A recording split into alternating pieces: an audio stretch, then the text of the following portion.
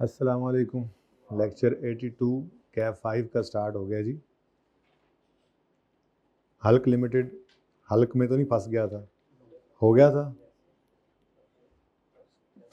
अच्छा, वैसे तो मैंने असली सवाल तो मैंने ये कराना है, 6वां, ठीक है, और फिर कल ये 7वां कराना है और इनको आमने सामने रखना है हमने। बहुत इंपॉर्टेंट दोनों सवाल है। उसके बाद ये कहानी हो जानी ख़त्म। ठीक है, अभी स्मार्ट लिमिटेड मौजूद है, लेकिन फिर वो आपका होमवर्क वाला सवाल है। फिर एक बैकवर्ड, वो या पता नहीं बैकवर्ड पहले कराता हूँ या ईपीयू के साथ इसको मिक्स पहले करता हूँ। बहरहाल आगे डिफरेंट एरियाज है ना, तो बैकवर्ड अप्रोच शुरू हो जाती है। इसके 2-4 सवाल हैं। उसके बाद variance analysis with equivalent production unit, ये कॉन्सेप्ट अच्छा है, इसके 2-4 सवाल हैं।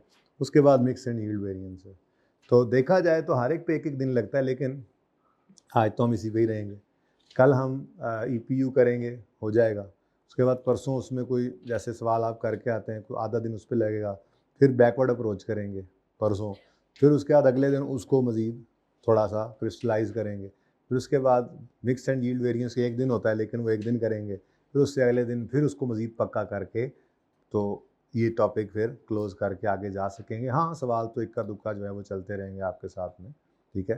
तो इसके बाद फिर अभी हमारा इन्वेंट्री मैनेजमेंट भी रहता है, ठीक है।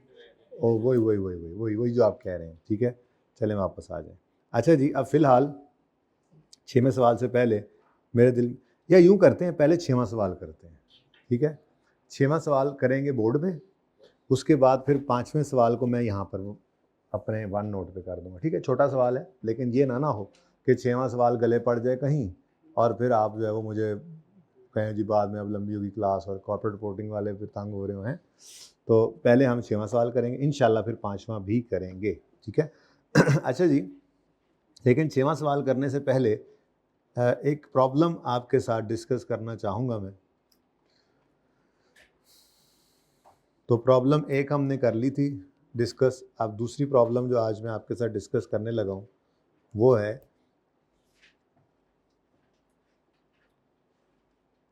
Raw material inventory. हमने बेटा जी, अच्छा ये रॉ मटेरियल इन्वेंट्री होती कब है, आएगी कब, पहले तो ये बताओ ना, फिर अगली बात करें। जब टोटल एक्चुअल क्वांटिटी परचेज जो है वो नहीं होगी बराबर टोटल एक्चुअल क्वांटिटी यूज़ के, यानी जो ख़रीदा हमने सारा मटेरियल यूज़ ना हुआ, तो इसी सूरत के अंदर ही फिर ये इक्वल नहीं होगा टोटल एक्चुअल क्वांटिटी यूज्ड के। तो फिर हमारे पास क्या आ जाता है जी, रॉ मटेरियल की इन्वेंट्री। तो हमने मटेरियल के 2 वेरिएंसेस निकाले थे, जो हमने निकालना सीखे हुए हैं। कौन कौन से भला? मटेरियल, ये आप क्लास में बैठे हैं ना, जिस क्लास में बैठा हूँ साहब को खड़ा कर दूँ, फिर आधा घंटा आज खड़ा करूँ, खड़ा कर दूँ जी। मैं अर्ज़ कर रहा हूँ कि हमने मटेरियल के 2 वेरिएंस पढ़े थे। कौन कौन से भला? प्राइस और यूजेज। प्राइस वेरिएंस का फॉर्मूला मुझे भूल गया है। अच्छा, 2 छुट्टियों में पढ़ा था, किस किस ने कुछ ना कुछ पढ़ा, थोड़ा बहुत पढ़ा? बड़ी गल है माशाल्लाह। मैंने भी पढ़ा था थोड़ा सा, ठीक है। हाँ, मैंने FAR का रिवीजन प्लान बना लिया। अब अगली नंबर में आपका रिवीजन प्लान लगा हुआ है, जैसे ही कोई टाइम मिला तो जी। अच्छा सुने, पढ़े रहे थे? अच्छा जी, मैं अर्ज़ कर रहा था कि मटेरियल, हाँ, प्राइस वेरिएंस का formula standard rate minus actual rate into total actual quantity purchased. और यूजेज का वेरिएंस क्या था? Total standard quantity allowed for actual output minus total actual quantity used into standard rate, ठीक है। ये 2 formulas थे और हमने जितने सवाल देखे उनमें टोटल स्टैंडर्ड क्वांटिटी, जो actual quantity purchase, total actual quantity purchase और टोटल एक्चुअल क्वांटिटी यूज बराबर आ रही थी। ऐसा ही है, कोई एक्चुअल की बात करूँ, कोई हमारे पास रॉ मटेरियल की इन्वेंट्री नहीं थी, ठीक है। अगर ऐसा हो जाए तो क्या हमारे वेरिएंस पे असर पड़ेगा?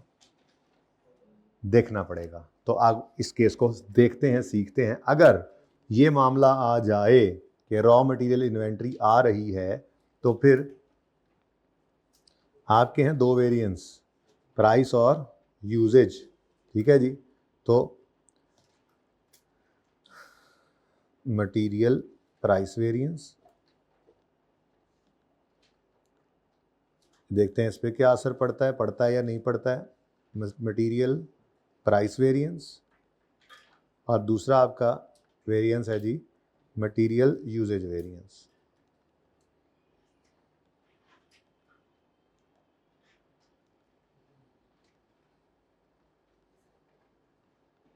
अच्छा जी,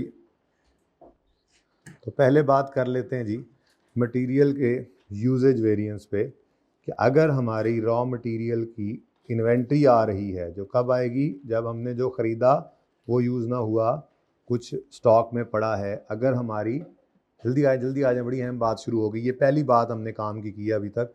रॉ मटेरियल की इन्वेंट्री अगर आ जाए, मतलब परचेज मटेरियल यूज़ मटेरियल के बराबर ना हो, तो हमारे मटेरियल यूजेज वेरिएंस पे क्या असर पड़ेगा और मटेरियल प्राइस पे क्या असर पड़ेगा। तो पहले यूजेज के बारे में बताता चलूँ कि मटेरियल यूजेज वेरिएंस पे there will be no change. There will be, अगर हमारा रॉ मटेरियल का क्लोजिंग स्टॉक आ भी जाता है तो मटेरियल यूजेज वेरिएंस में कोई चेंज नहीं होगा। यानी इसका फॉर्मूला आज भी यही होगा, total standard quantity allowed for actual output minus, बोलो पास होने वाले, total actual quantity used into standard rate. तो मटेरियल यूजेज वेरिएंस में कोई चेंज नहीं आया। भाई बात ये हो रही लेट आने वालों कि अगर रॉ मटेरियल का स्टॉक आ जाए, यानी आज तक जितने सवाल देखे थे उसमें क्या था, मटेरियल जितना परचेज हुआ सारा यूज़ हो गया, कोई रॉ मटेरियल का स्टॉक नहीं पड़ा होता था। अगर रॉ मटेरियल का स्टॉक पड़ा हो तो हमारे मटेरियल के वेरिएंस पे, लेबर को तो कोई नहीं छेड़ेगा ना, ये ओवरहेड को तो नहीं छेड़ेगा ना, ये रॉ मटेरियल का स्टॉक है ना, तो इसका असर पड़ेगा तो मटेरियल के वेरिएंसेस पे। ठीक है, तो अगर रॉ मटेरियल का स्टॉक पड़ा हो तो वो यूजेज वेरिएंस के ऊपर कोई असर नहीं डालेगा। यानी यूजेज वेरिएंस जैसे पहले निकलता था वैसे ही अब भी निकलेगा। अगर आपके पास क्लोजिंग इन्वेंट्री कोई पड़ी हुई है मटेरियल की तो यूजेज वेरिएंस पे उसका कोई इंपैक्ट नहीं है, क्योंकि वो स्टैंडर्ड फॉर एक्चुअल और दूसरी तरफ एक्चुअल यूज्ड लेता है। ठीक है, अच्छा, लेकिन मटेरियल प्राइस वेरिएंस में डिफरेंस आता है। ठीक है, अब ये बड़ी इंपॉर्टेंट डिस्कशन है। ठीक है जी, कब आता है डिफरेंस? तो अगर रॉ मटेरियल इन्वेंट्री को हम वैल्यू कर रहे हैं एक्चुअल रेट पर, if raw material inventory is valued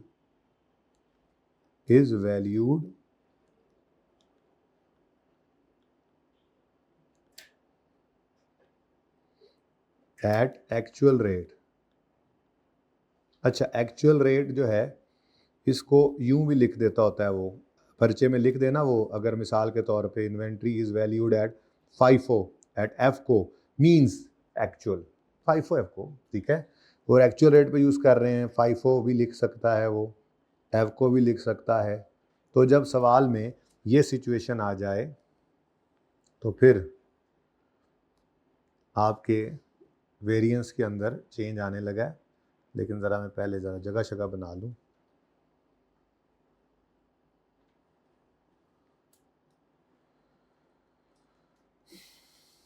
अच्छा जी, तो मटेरियल प्राइस वेरिएंस में क्या चेंज आएगा जी?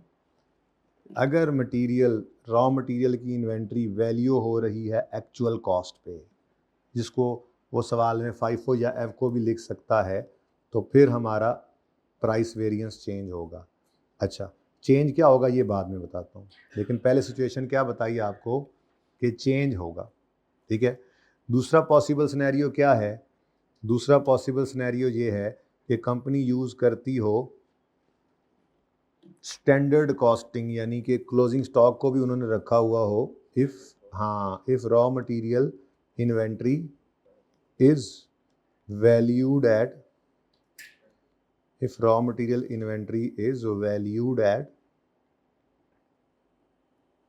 स्टैंडर्ड रेट, वो जो स्टैंडर्ड रेट ऊपर पड़ा होता है, या क्वेश्चन इज साइलेंट, दोनों सूरतों के अंदर एक केस बनता है। ठीक है, ये समझ आ रही है भाई? रॉ मटेरियल की इन्वेंट्री आ जाए तो यूजेज वेरिएंस पे कोई असर नहीं पड़ा, प्राइस वेरिएंस पे असर पड़ना है। लेकिन वो भी दो सिनेरियोज हैं, जिनमें पहला सिनेरियो क्या है, अगर रॉ मटेरियल इन्वेंट्री वैल्यू कर रहे हैं हम स्टैंडर्ड रेट पे, जैसा कि हमारे आज वाले सवाल में होगा नहीं।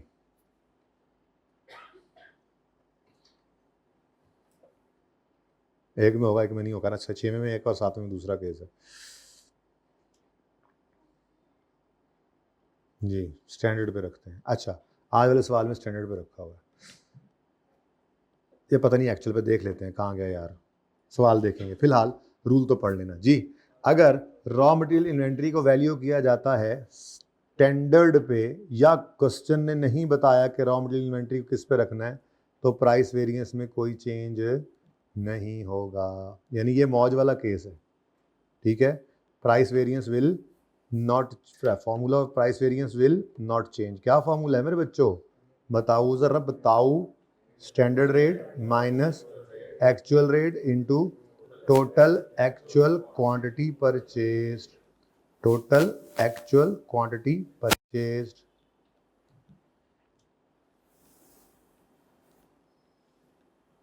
ठीक है जी। तो इसका मतलब ले दे के बस एक ही केस रह गया।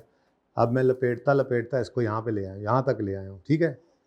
यानी अगर रॉ मटेरियल की इन्वेंट्री आएगी तो वाहिद केस जो है वो जब चेंज आ रहा है वो क्या है कि रॉ मटेरियल इन्वेंट्री है और उसको रखते हैं एक्चुअल रेट पे, जिसको 55 को भी रख सकते हैं। तो फिर हमारे सिर्फ प्राइस वेरिएंस में चेंज आना है छोटा सा, और वो चेंज क्या आएगा, वैसे आपके ख्याल में क्या आएगा, आपको क्या पता है जी सर, हमें क्या पता है ना, ख्याल मैंने तो कहा तुक्का लगाओ, आपके ख्याल में क्या चेंज आएगा।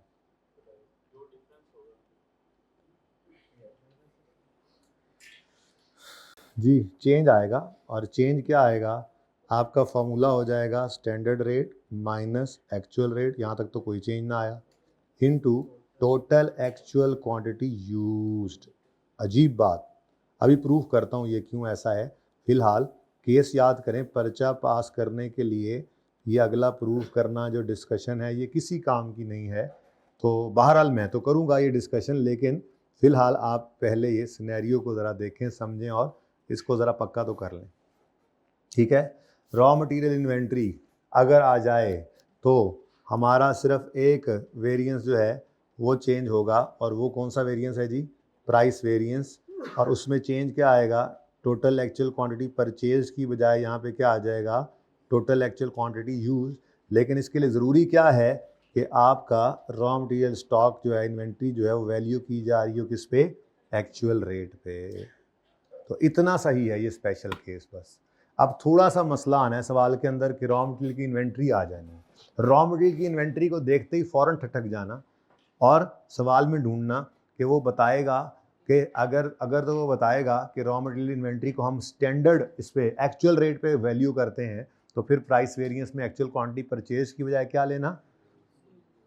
और अगर वो कहें कि जी हम इसको स्टैंडर्ड पे रखते हैं, या वो चुप है नहीं बताया हुआ, तो फिर पुराना फॉर्मूला ही लिखना, फॉर्मूला चेंज करने की ज़रूरत नहीं है। उसकी अब वजह समझाऊं, अगर ये नोट हो गया, समझ में आ गया, तो ये प्रॉब्लम्स चल रहे हैं हमारे, ठीक है जी।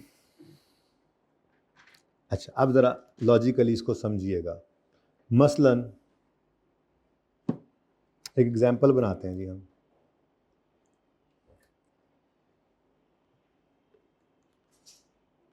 अच्छा जी, अब चेंज कहाँ पे है जी, चलो मैं दोनों ही बना देता हूँ। हमने परचेज किए मसलन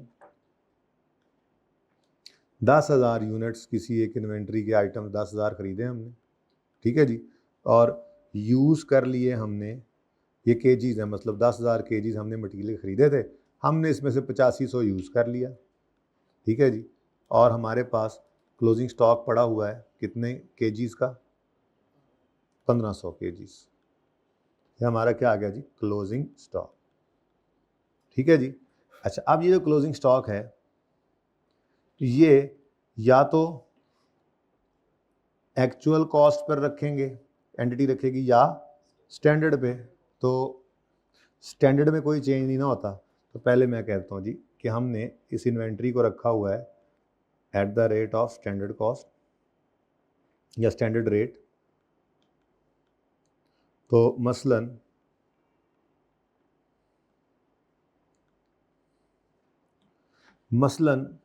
बल्कि मसलन को छोड़ो, ऐसे ही समझिएगा ज़रा। अब स्टैंडर्ड रेट पे अगर हमने क्लोजिंग स्टॉक को रखा हुआ है, तो बेटा आपको पता है कि जो यूज़ होता है वो तो आता ही स्टैंडर्ड रेट पे है, स्टैंडर्ड फॉर एक्चुअल जैसे करते हैं, ठीक है। तो जो यूज्ड 8500 केजीज हैं,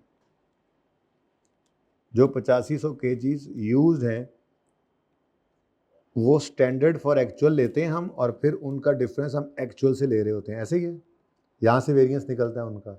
तो अगर हमने क्लोजिंग स्टॉक के 1500 यूनिट्स को भी स्टैंडर्ड रेट पे रख लिया, तो इसका मतलब कि इधर भी स्टैंडर्ड और एक्चुअल का डिफरेंस निकालना पड़ेगा। तो इसका मतलब चाहे यूज़ हो जाएं, चाहे क्लोजिंग स्टॉक में पड़े हों,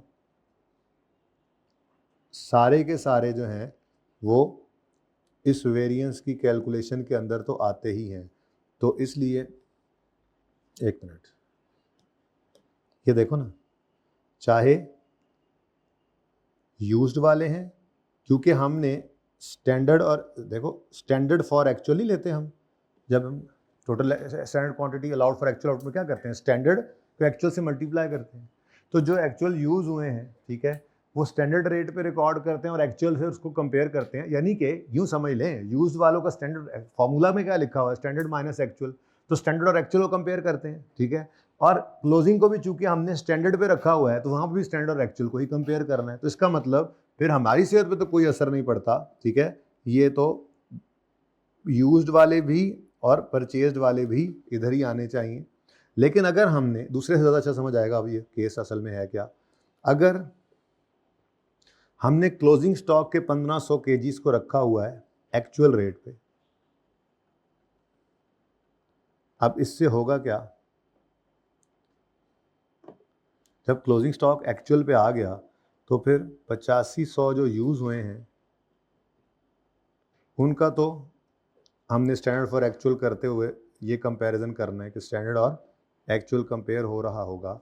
लेकिन जो 1500 यूज्ड जो स्टॉक में पड़े हुए हैं, जब हमने उनको किस पे रख लिया, एक्चुअल रेट पर, तो फिर एक्चुअल का एक्चुअल से क्या वेरिएंस आना, ठीक है। तो फिर हमारे पास सिर्फ देखें तो ये 8500 जो यूज्ड वाले हैं, सिर्फ इनके ऊपर ही ये वेरिएंस वाला मामला चल रहा है। तो इस वजह से अगर क्लोजिंग स्टॉक को हमने एक्चुअल रेट पे मेजर कर लिया, खुदा ना खास्ता, तो फिर हमारे फार्मूला के अंदर टोटल एक्चुअल क्वांटिटी परचेज की बजाय, हाँ यहाँ पर तो क्या हो रहा है जी, यहाँ पर तो क्या हो रहा है, दोनों ही चूके आ गए। तो मैंने यहाँ पर इस पूरे को ही कह दिया कि क्या है जी, ये टोटल एक्चुअल क्वांटिटी परचेज ले लो अपने फार्मूला में। जबकि इस केस के अंदर क्या हो रहा है जी, क्लोजिंग स्टॉक को हमने किस पे रख लिया, एक्चुअल पे। तो फिर जब एक्चुअल पे रख लिया तो उसका तो वेरिएंस ही ना बचा। जब एक्चुअल पे उसको मेजर कर लिया है तो एक्चुअल से एक्चुअल का तो कोई वेरिएंस ही निकलना। तो वेरिएंस निकालने के लिए फिर सिर्फ कौन से यूज़ करने पड़ते हैं, used, total actual quantity use, ठीक है। तो टोटल एक्चुअल क्वांटिटी यूज्ड आ जाएगी। ये छोटी सी एग्जांपल से कोशिश की मैंने कि आपको समझ आ जाए, पता नहीं आई कि नहीं। बहरहाल इतनी इंपॉर्टेंट नहीं है ये एग्जाम्पल, इंपॉर्टेंट है पर्चे के अंदर ये बात याद रख लो तो पर्चा तो पास हो ही जाएगा, ठीक है। ओके, बहरहाल लॉजिकली मैंने आपको समझाया है छोटी सी एग्जांपल से, होपफुली समझ आ ही गई होगी, ठीक है। तो बस बात इतनी सी है क्या, अगर रॉ मटेरियल इन्वेंट्री सवाल के अंदर आ जाए तो हमारे कौन से वेरिएंस पे असर पड़ेगा, यूजेज पे नहीं, सिर्फ प्राइस पे। और प्राइस पे भी सिर्फ तब फर्क पड़ेगा अगर आपने क्लोजिंग स्टॉक को एक्चुअल पे, फाइफो पे, एफको पे रखा हुआ है। फाइफो एफको लिख दे या एक्चुअल लिख दे, बात एक ही, ठीक है। तो फिर आपका चेंज क्या आएगा, total standard rate minus actual rate into total actual quantity purchase की बजाय क्या ले लेनी है, यूज। बस इतनी सी बात है, ठीक है, याद रहेगा ये। चलो इसको नोट फरमा लीजिए।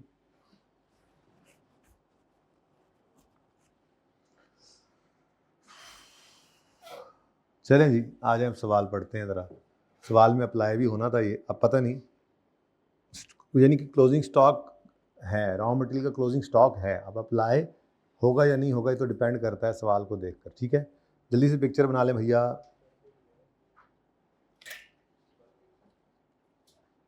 हमारे पीछे वाला बना रहा है अभी, आगे वाला बना रहा है अभी, ठीक है। कुछ नोट करना चाह रहे हैं, पता नहीं क्या चाह रहे हैं। 6वां सवाल पढ़ना शुरू करें जी, 6वां सवाल पढ़ें जी। 5वां मैंने स्किप किया है फॉर द टाइम बीइंग, आज भी हो सकता है, कल भी हो सकता है, फिलहाल 6वां करें। कल 7वां लाजमी करना है, फिर ये आमने सामने करने होते हैं हम। इसकी कॉपी कर लूँगा मैं इंशाल्लाह, और कल फिर वो बोर्ड पे, ये वाइट बोर्ड पे रख लेंगे, और फिर अब इस पे नोट वन नोट पे रख लेंगे, वाइट बोर्ड पे 7वां करेंगे, फिर कंपैरिजन सामने करेंगे इंशाल्लाह।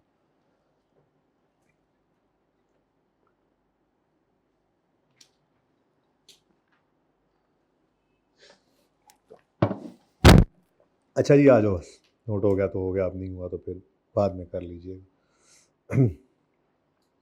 क्वेश्चन 6 है जी, कंप्यूट करें बजटेड और actual profits of beta for the month of December using marginal costing. अब ये खुद मेरे ख्याल में एब्जॉर्प्शन कॉस्टिंग यूज़ कर रहे होंगे, नहीं ऑपरेटिंग मार्जिनल करते हैं। चलो बहुत अच्छी बात है, आसान होता है ये सिस्टम।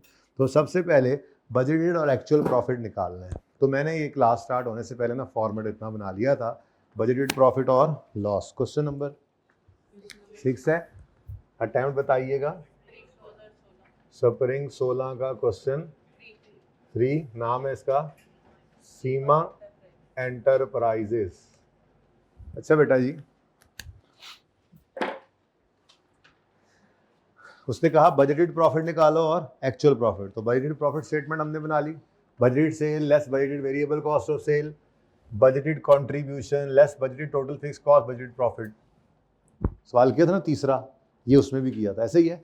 फिर budgeted variable cost of sale में डायरेक्ट मटेरियल आएगा, डायरेक्ट लेबर और variable overheads, total production cost, opening closing और कॉस्ट ऑफ सेल। तो स्टॉक नज़र नहीं आ रहा था सवाल में मुझे, तो उसकी वर्किंग मैंने ओपन की है बस, ठीक है। उसके बाद आज ये भी बनाना पड़ा, ठीक है। एक्चुअल प्रॉफिट भी मार्जिनल वाला ही उसने कहा है निकालो, तो बस actual sale, actual cost of sale, actual contribution, actual fix cost, actual profit, ठीक है। Actual variable cost of sale आ जाएगी, जिसके अंदर actual material cost, actual labour cost, actual variable overheads और सारा कुछ वैसे ही। तो ये दोनों हमने बनाने। फिर स्टैंडर्ड कार्ड की जगह मुझे यहाँ मिल गई, और उसके बाद पार्ट बी पढ़ो। रिक्वायरमेंट बी क्या है? Reconcile budgeted profit with actual profit using relevant variances. तो फिर यहाँ पे मैंने ये जगह बेसिकली सारी इसलिए छोड़ी है कि वो जो आप फॉर्मूला पहले अंग्रेजी में लिखते थे, फिर उससे जवाब निकालते थे, बस बड़े हो गए ना अब तो हो गए हैं ना कुछ बड़े, तो फॉर्मूला याद हो गया ना। तो यहाँ पे बता रहा हूँ, पर्चे के अंदर नहीं याद हो तो कोई मसला नहीं, आप अंग्रेजी भी लिख सकते हैं, लेकिन यहाँ पर अंग्रेजी जब बोलेंगे फॉर्मूला लिखते चले जाएंगे। तो यहाँ पे हम वेरिएंस निकालते निकालते एक्चुअल प्रॉफिट पे इसको रेकनसाइल कर देंगे, ठीक है। तो ये हमारे सवाल की रिक्वायरमेंट है जो मैंने एड्रेस कर दी, ठीक है। चलो आ जाओ, अब सवाल को तो पढ़ें। सबसे पहला काम पता है ना क्या करना है? स्टैंडर्ड कार्ड बनाएंगे इंशाअल्लाह जी। अच्छा जी, सीमा enterprises produces various leather goods. It operates a standard marginal costing system for one of its product beta. Following information was extracted for the month of December 2015 from SE's budget document. तो ये budgeted data है, budget document से उन्होंने ये 2015 का जो budget बनाया होगा ना, उसमें से मंथली ये डेटा एक्सट्रैक्ट किया, ठीक है। तो ये क्या है जी? Budgeted sales. ये क्या है? बजटेड सेल्स 9800 यूनिट्स, और यहाँ से आपकी निकल सकती है बजटेड सेलिंग प्राइस, निकल सकती है जी। हाँ, लेकिन चूंकि हमने budgeted profit and loss account बनाना है, तो यही उठाकर लिख देंगे पागलों की तरह, पहले पर यूनिट निकाल के फिर टोटल करने की ज़रूरत नहीं है। खैर, वैसे बजटेड सेल है और यहाँ से बजटेड सेलिंग प्राइस निकल सकती है, क्योंकि जब आपने वेरिएंस निकालना होगा सेल का, प्राइस वेरिएंस, तो वहाँ पे आपको budgeted selling price per unit चाहिए ही होगी, तो यहाँ से निकल आएगी। अभी कार्ड इसीलिए बनाते हैं, ठीक है। फिर डायरेक्ट मटेरियल, डायरेक्ट लेबर, लेकिन कॉस्ट ऑफ प्रोडक्शन गिवन है कितने यूनिट्स की? लो जी, तो बजटेड प्रोडक्शन आ गई, बजटेड प्रोडक्शन आ गई। तो अगर आपने प्लान की हुई है 10,000 की प्रोडक्शन बजट की हुई है और 9800 की सेल बजट की हुई है, तो इसका मतलब आपने 200 यूनिट्स का क्लोजिंग स्टॉक बजट किया हुआ, ऐसे ही। अच्छा, तो ये 10,000 यूनिट्स की कॉस्ट उसने बताई हुई है। तो अच्छा देखो, अब 10,000 यूनिट्स पर 5,000 किलो लगे। अब दोनों बातें हमें चाहिए। अब देखो स्टैंडर्ड कार्ड कितना ज़रूरी है, ठीक है। तो अब आपकी मर्ज़ी है, 9 मिलियन को 5,000 केजी से डिवाइड करो, बल्कि बेहतर है 9,000 को 10,000 यूनिट से डिवाइड करो, 9 मिलियन को। यहाँ से वैसे क्या आता है भाई द वे? 9 मिलियन को डिवाइड करो या 10,000 से जी, 900 रुपये पर यूनिट। अब 900 रुपये पर यूनिट यहाँ से निकल आया। अगली बात मुझे ये बताओ कि एक यूनिट पर कितने केजी लगते हैं, तो उसके लिए आपने क्या किया, 5,000 को फिर डिवाइड किया 10,000 से। ये बात समझ आई है? जब मैंने किया 9 मिलियन को डिवाइड 10,000 यूनिट्स के साथ, तो आपने कहा जी कितने रुपए पर यूनिट कॉस्ट आई है? आइए 900 रुपये पर यूनिट क्या है? मटेरियल की कॉस्ट। कितना इसमें क्वांटिटी है, कितनी इसमें प्राइस है, ये तो नहीं पता। तो अब अगली बात निकालने के लिए फिर आपने 5,000 केजी को डिवाइड कर दिया 10,000 यूनिट्स के साथ, ताकि पता लगे एक यूनिट पर कितने केजी लगे। तो आपने कहा जी 5,000 केजीज डिवाइड बाय 10,000 यूनिट कितना जी हैं? आधा केजी लगता है। ठीक है जी, तो आधा केजी आधा केजी अगर एक यूनिट पर लग रहा है तो ये स्टैंडर्ड क्वांटिटी आ गई ना। तो स्टैंडर्ड रेट क्या आएगा फिर? इसके लिए फिर आपको वो ऊपर 900 रुपया मिल गया ना, तो आपने 900 को डिवाइड किया फिर किससे जी, बोलो ना। 900 किससे डिवाइड करोगे? 900 क्या है? एक यूनिट की कॉस्ट, ठीक है। और हर यूनिट पर कितना केजी लग रहा है? तो ये तो भाई मेरे ख्याल में डबल हो रही है कहानी, 1,800 रुपये का बन रहा है जी। तो 900 डिवाइडेड बाय 0.5 कितना आया जी? ₹1800। तो भाई ये सारी चीज़ें हमें चाहिए। जब मैं अभी कार्ड बनाऊंगा ना, मैं यूँ लिखूंगा डायरेक्ट मटेरियल को अब 0.5 kg into 1,800 standard quantity standard rate. हाँ ठीक है, महंगा नहीं हो सकता मटेरियल। और यहाँ पे रुपीज़ कितना आ रहा होगा? 900। एक यूनिट पर 900 रुपये का मटेरियल लगता है। ऐसे ही हमने लेबर का भी करना है, ऐसे ही ओवरहेड का। बात समझ आई है? तो कार्ड बनाना बड़ा अहम है, सबसे पहले इसीलिए बनाया करते हैं। ये प्रॉब्लम समझ आई है? ठीक है, डाटा कैसे दिया होता, हमने फिर इसको बदलना है अपने हिसाब से। तो मेरे ख्याल में तरतीब ये रखेंगे ना, पहले ये 900 निकाला करेंगे ऐसे, 9 मिलियन करके डिवाइड बाय 10,000, ये कर लेंगे जब 9 मिलियन डिवाइड बाय, अच्छा ये तो सेल प्राइस, हाँ ठीक है, 9 मिलियन डिवाइड बाय 10,000 करेंगे, 900 आ गया। अब इस 900 तक पहुंच गए ना, तो ये 0.5 kg निकालना है और ये बैलेंसिंग निकाल लेंगे। क्या ख्याल है? अब 0.5 kg निकालने के लिए फिर स्टेप 2 हम ये करेंगे, 5,000 बट 10,000, और उसके बाद फिर बैलेंसिंग ही निकल आएगा हमारा 1,800। ठीक है ना? तो ये कार्ड बन जाएगा। तो मटीरियल के लिए भी ऐसे ही करना है हमने, फिर लेबर के लिए भी ऐसे ही करना है हमने, और वेरिएबल ओवरहेड्स के भी, सेल के लिए भी ऐसे ही करना है। तो हमारे पास कंट्रीब्यूशन पर यूनिट आएगा, स्टैंडर्ड कंट्रीब्यूशन ही हमने लेना है, क्योंकि हम कौन से मॉडल पे चल रहे हैं। तो सबसे पहले मेरे दिल में तो आ रही है यही काम हमें कर लेना चाहिए। क्या ख्याल है? ठीक है, सबसे पहले यही काम कर लें, आप करें पहले। स्टैंडर्ड कार्ड ये देखें, स्टैंडर्ड कार्ड में क्या क्या बनाना है मैं बता देता हूँ। स्टैंडर्ड कार्ड में आपने सेल लिखनी है, फिर आपने लिखनी है डायरेक्ट मटेरियल कॉस्ट है, फिर डायरेक्ट लेबर कॉस्ट है, फिर वेरिएबल ओवरहेड्स की कॉस्ट है। इतना खुला खुला आप लिख सकते हैं, मैं नहीं लिख सकता। मैंने फिर उसके बाद यहाँ पे स्टैंडर्ड कंट्रीब्यूशन भी लिखना होगा। तो भाई मेरा तो कार्ड यहाँ पे हो जाना है ख़त्म।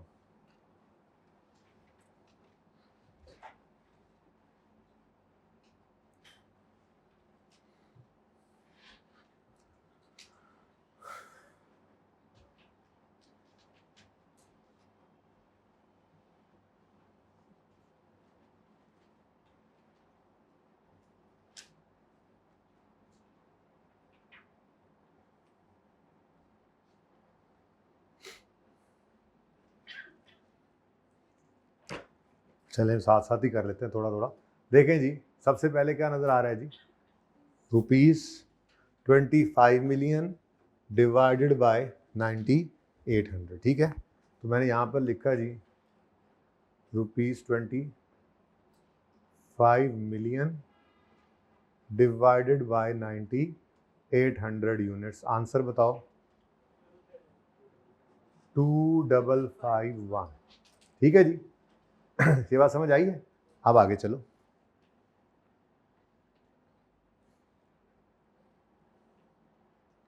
पहला तो मैंने निकाल दिया था,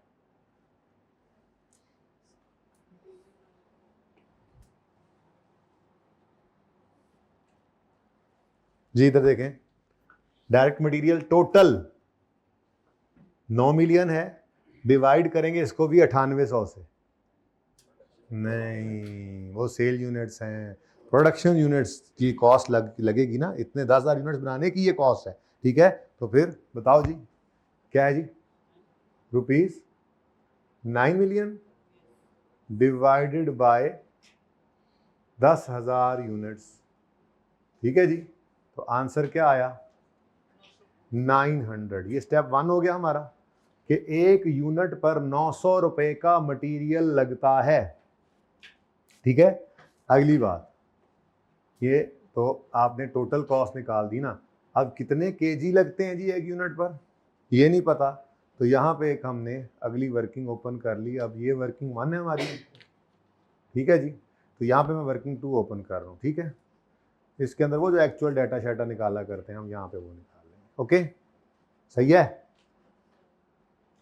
तो working number 2।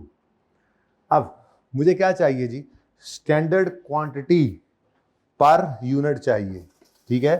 Standard quantity per unit कैसे निकालेंगे जी, अगर 10,000 यूनिट्स पर 5,000 किलो लगे हैं तो एक यूनिट पर आधा किलो लगा है। ये निकालने के लिए क्या करोगे, यहाँ पे क्या चाहिए जी हमें, स्टैंडर्ड क्वांटिटी पर यूनिट जी। 10,000 यूनिट्स पर कितने किलो लगे हैं, तो फिर एक यूनिट पर कितने लगे हैं, तो आप 5,000 को डिवाइड कर दोगे 10,000, तो 5,000 केजीज को डिवाइड करोगे 10,000 यूनिट्स के साथ, ठीक है जी। तो आंसर क्या आ गया जी आपका 0.5 केजीज, ठीक है। ये समझ आती है बात, तो बोलो, नजर भी आ रहा है एंड तक, 10,000 यूनिट्स। तो 0.5 हमने जब लिखा इधर 0.5 केजीज, अब इधर देखो जी, ये मुझे वर्किंग नंबर 2 से मिला है जी। अब 900 एक यूनिट पर लगता है और एक यूनिट पर 900 का मटेरियल लगता है, लेकिन आधा किलो जो है वो मटेरियल की क्वांटिटी लग रही, तो इसका मतलब 1800 बन गया ना। कैसे निकाला, 900 डिवाइडेड बाय, तो हम ये क्या करते होते थे, बैलेंसिंग निकालते थे ना, तो ये कितना आ गया जी ₹1800, ये हमने बैलेंसिंग निकाल ली। अब समझ आइए, अब तो आगे चल पड़ो, अब लेबर जल्दी करो और वेरिएबल लोड जल्दी करो, शाबाश शाबाश शाबाश शाबाश। स्टैंडर्ड कार्ड, असल लड़ाई यहीं पे है बस।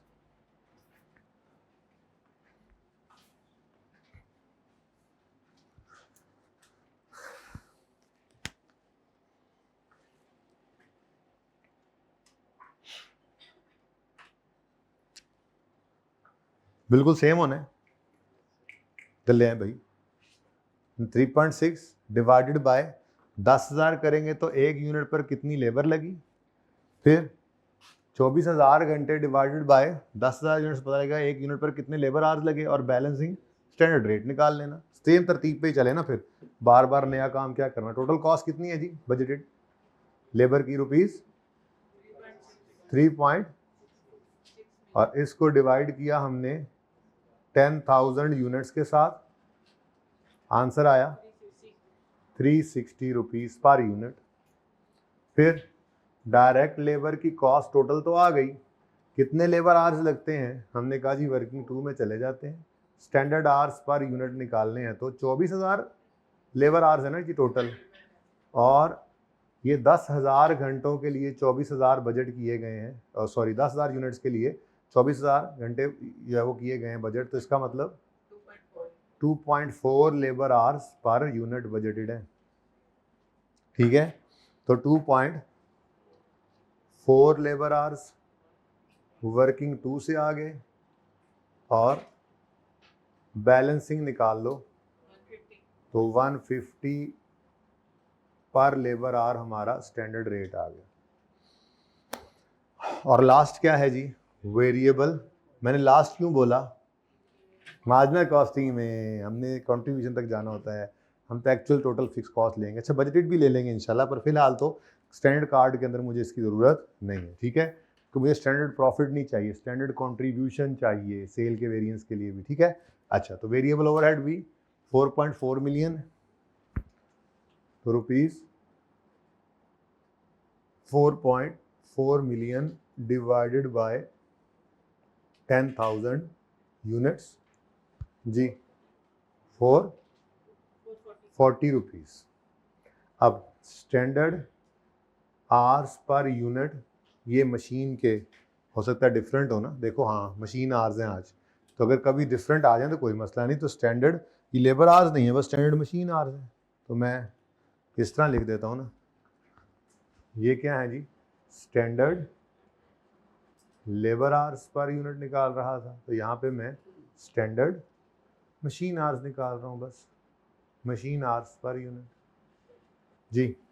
तो 2000 है, 2000 मशीन आवर्स लगे हैं 10,000 यूनिट्स को बनाने में, तो एक यूनिट पर कितने लगे फिर 0.2 मशीन आवर्स। तो ये डिफरेंट भी हो सकते हैं, मैं कहा करता था आज हो गए।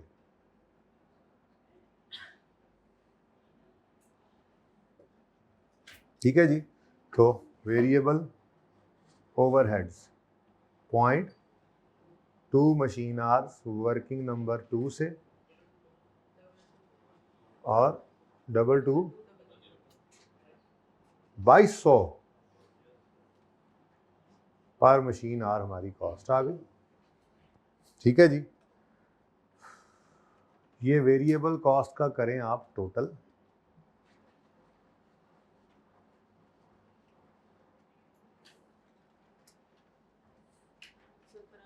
₹1700 पूरा 1700 लें जी। कंट्रीब्यूशन कितना आ गया जी 851। ठीक है।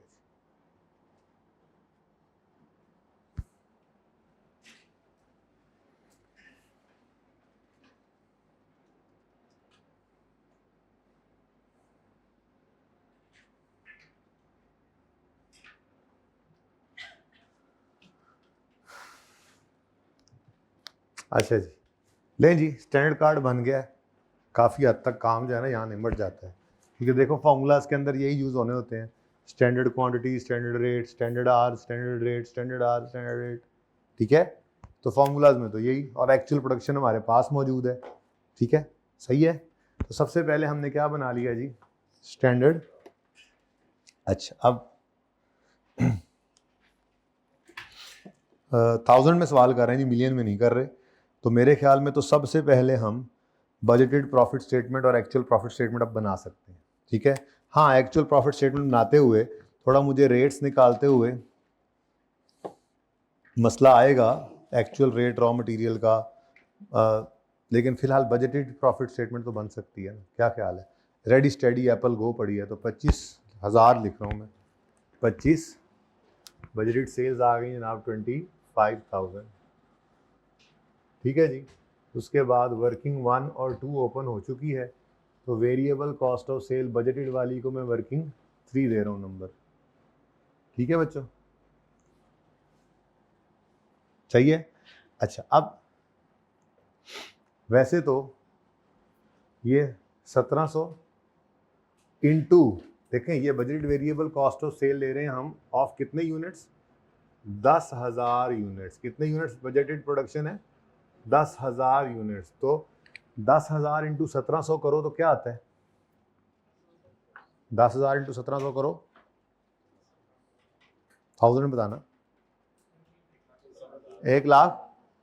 तो ये तीनों को अलग अलग करके भी ये 17,000, ठीक है, ये तीनों को अलग अलग करके यही आना है। लेकिन चलो फिलहाल चूंकि सारा डेटा अवेलेबल है रेडीली, तो वही उठा लेते हैं। बात तो एक ही है वैसे, ज़रा चलो शुरू चल रहा है, तो 9, 3.6 और 4.4 एज इट इज उठा लो।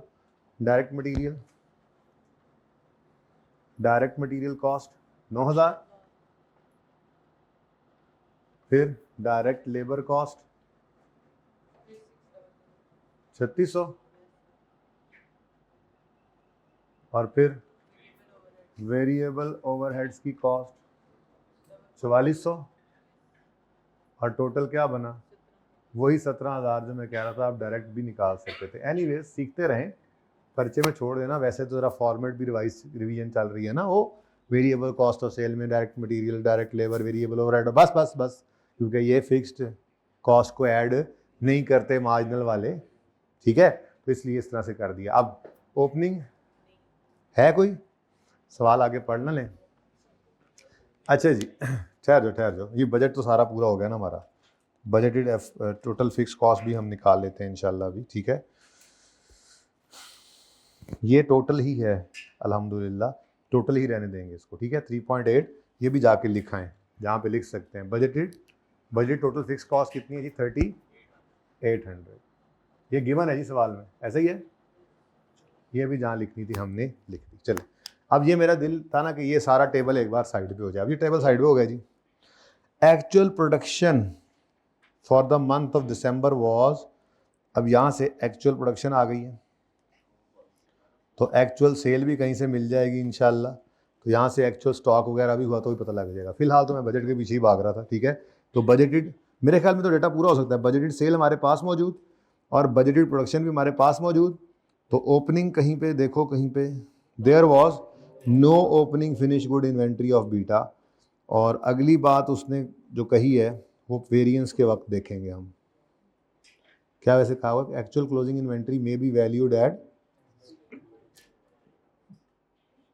ठीक है। तो वो स्टैंडर्ड के ऊपर मेजर करते हैं। तो अब क्लोजिंग इन्वेंट्री फिनिश गुड्स की हो चाहे मटेरियल की हो जाए, उसने कह दिया एक्चुअल पे करते हैं तो ये स्टैंडर्ड पे करते हैं तो स्टैंडर्ड पे करते हैं। अगर स्टैंडर्ड पे कर रहे हैं तो फिर टोटल एक्चुअल क्वांटिटी परचेज लेनी है या यूज़ लेनी है, चलो वो देखेंगे जब वेरिएंस आएगा। फिलहाल छोड़ें, ठीक है। ये लाइन को मैं फिलहाल ऐसे कर रहा हूँ, लेकिन इंपॉर्टेंट बात इज कि फिनिश गुड्स, अच्छा वैसे भी हमारे पास वो स्टैंडर्ड ही निकलना है, खैर चलें छोड़ें। तो अच्छा, अब उसके बाद यहाँ पे मटेरियल का पॉइंट आ रहा है, एक्चुअल, ये सारा कुछ आगे क्या गिवन है, एससी ने अर्न किया इतना revenue by selling, actual sale आ गई। Following information actual cost of production की है, ये सब कुछ एक्चुअल गिवन है, सब कुछ एक्चुअल है, सब कुछ एक्चुअल है, ठीक है। Variances are treated as period cost, ठीक है, कॉस्ट ऑफ सेल में जाते हैं, ठीक है। तो इसका मतलब कहानी होगी ऊपर ख़त्म। अब मुझे सिर्फ क्लोजिंग, ओपनिंग कोई नहीं है, क्लोजिंग फिनिश गुड्स का स्टॉक मिल जाए तो मेरी बजटेड प्रॉफिट स्टेटमेंट तो मुकम्मल है। तो यहाँ पे मैंने लिखा जी बजटेड,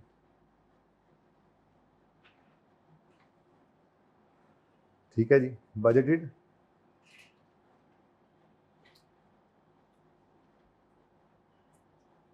ओपनिंग स्टॉक कोई नहीं था। प्रोडक्शन कितनी बजट की हुई है आपने? 10,000। और सेल कितनी बजट की थी आपने? 9800। तो आपका बजटेड क्लोजिंग स्टॉक कितना है? 200 यूनिट्स का, ठीक है जी।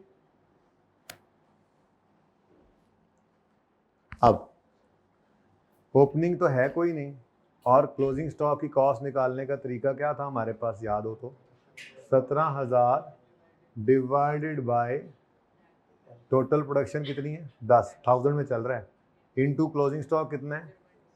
0.2। क्या आंसर आया? 340। अच्छा बच्चों, एक छोटी सी बड़ी अहम बात है, लेकिन छोटी सी है, वो क्या, इसी को निकालने का एक और तरीका भी है, कोई मुझे बता दे।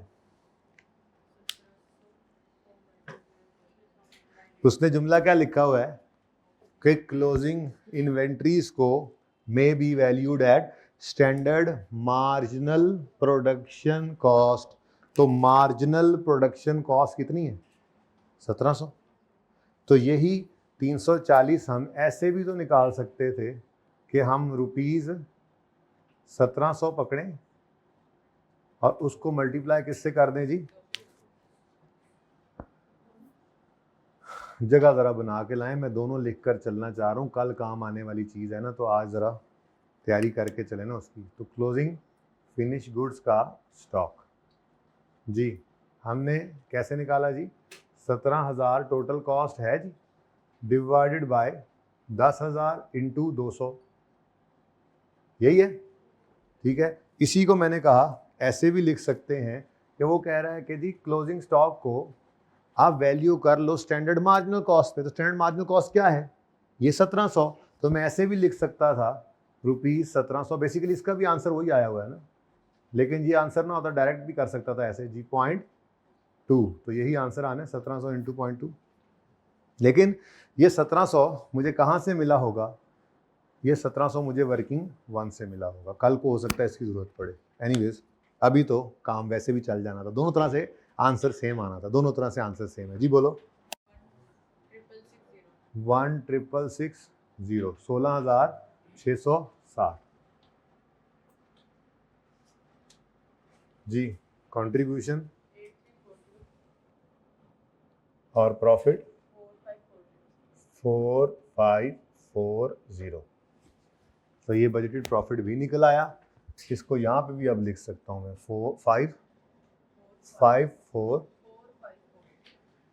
नहीं बेटा, यहाँ पे तो 54 नहीं आ रहा, मैंने गलत लिखा है।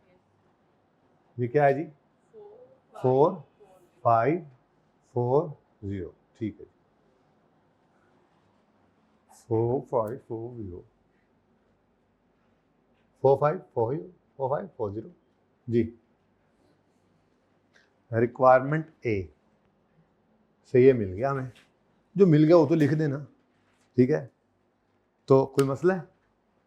बजटेड प्रॉफिट स्टेटमेंट तो बहुत आसान होती है, एक्चुअल में थोड़ा सा मसला आता है। तो जी 1700 को क्या?